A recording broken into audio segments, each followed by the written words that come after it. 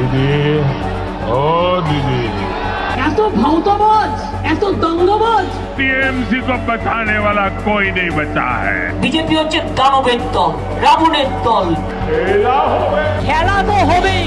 ये थी बैंगलोर के मोदी जी, ओ सॉरी ममता बनर्जी।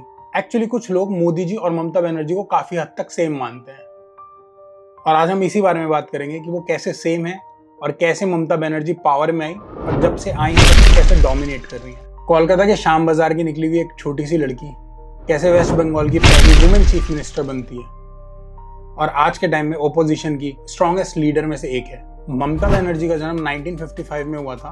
उनके पापा रेलवे ऑफिसर थे, मम्मी हाउसवाइफ थी और ये 4 बहनों में सबसे छोटी बहन थी। ममता बनर्जी बहुत जल्दी स्टूडेंट पॉलिटिक्स में इन्वॉल्व हो गई थी। शुरू में उन्होंने 1975 में इमरजेंसी के अराउंड इंदिरा गांधी के अगेंस्ट काफी नारे लगाए, बट बाद में उन्होंने कांग्रेस यूथ ज्वाइन कर लिया और वहां से उनकी real street political education start हुई। फिर 1984 के अराउंड एक ऐसा ट्विस्ट आया जिसने सब कुछ चेंज कर दिया। इंदिरा गांधी के जाने के बाद ममता बनर्जी ने साउथ कोलकाता सीट जीत के नेशनल पॉलिटिक्स में एंट्री करी। ये वो मोमेंट था जब पहली बार लोगों ने एक स्ट्रॉन्ग फीमेल फेस देखा था बिना किसी डायनेस्टी के। लेकिन कांग्रेस के अंदर की पॉलिटिक्स और करप्शन की वजह से वो खुद बाहर हो गई और 1998 में उन्होंने अपनी पार्टी बनाई टीएमसी मुकुल रॉय के साथ। एक छोटी सी पार्टी, 2 लोग, रीजनल नेम। किसी ने नहीं सोचा था कि ये पार्टी बंगाल की सबसे बड़ी पार्टी बनेगी। 2006 तक ये पार्टी रेंग तो रही थी पर दौड़ नहीं पा रही थी। 2006 से 2008 के बीच में ऐसा हुआ जिसके बाद इस पार्टी ने अच्छे से कदम रखे, चलना सीखा और इवन दौड़ना भी सीखा। वो था टाटा नैनो प्रोजेक्ट सिंगूर वाली जमीन पर। 2006 में सीपीएम गवर्नमेंट ने करीबन 997 एकड़ जमीन नैनो प्रोजेक्ट को दी थी, जो किसानों के लिए बहुत बड़ा डिजास्टर था। उन्हें अच्छे से कॉम्पेंसेशन मिल रहा था और उनकी जमीनें फ्री के भाव जा रही थी। उस टाइम ममता बनर्जी स्टेज पे आई और उन्होंने पूरा रास्ता ब्लॉक कर दिया और हंगर स्ट्राइक करी 25 दिन की, जिसके बाद नैनो प्रोजेक्ट को जाना पड़ा और उसके बाद कोई बड़ा प्रोजेक्ट नहीं आया वापस सरकार के पास। 2008 में नंदीग्राम में भी एक केमिकल फैक्ट्री लग रही थी और लोगों से जमीन ली जा रही थी। वहां टेंशन भी बढ़ी थी और पुलिस से फायरिंग भी हुई थी और उसके चक्कर में काफी सारे लोग भी मरे थे।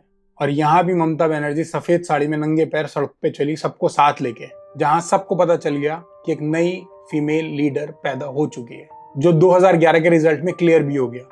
लेफ्ट पार्टी की 34 इयर्स की रूलिंग खत्म हो गई थी और टीएमसी आ गया था मेजॉरिटी में और ममता बनर्जी बनी बंगाल की पहली वुमेन चीफ मिनिस्टर।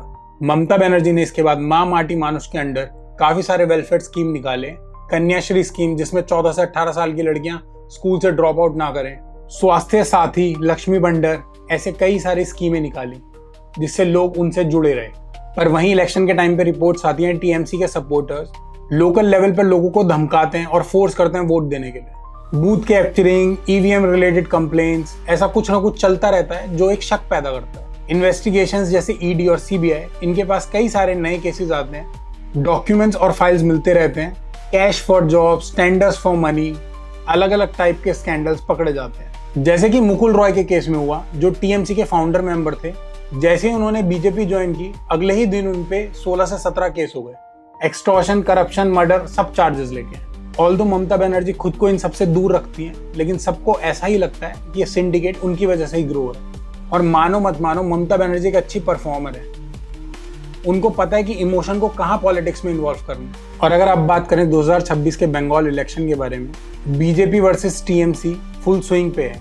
जहां ममता बनर्जी अभी भी टीएमसी का मेन फेस है, वहीं बीजेपी भी मोदी जी के नाम पे इलेक्शन लड़ रहे हैं। 2016 में बीजेपी ने 3 सीट जीती थी और 2021 में 77, और इस बार उन्हें फुल मेजोरिटी की उम्मीद है। और इसके इंचार्ज हैं शुभेंदु अधिकारी, पुराने टीएमसी के नेता जो बीजेपी में है। बीजेपी कहती है पिछले 15 साल में टीएमसी ने करप्शन बढ़ा दिया है एंड लॉ एंड ऑर्डर बेकार कर दिया है, तो अब वो आके उसको ठीक करेगी। वहीं टीएमसी कहता है कि बंगाल का कल्चर, लैंग्वेज, आइडेंटिटी सिर्फ मैं स्टोर कर सकती हूँ। बीजेपी आएगी तो सब चली जाएगी, सब खराब हो जाएगा। कुछ भी कहो, दोनों में सिमिलैरिटीज तो है। आपको कोई सिमिलैरिटी लगती है तो प्लीज हमें कमेंट सेक्शन में जरूर बताना।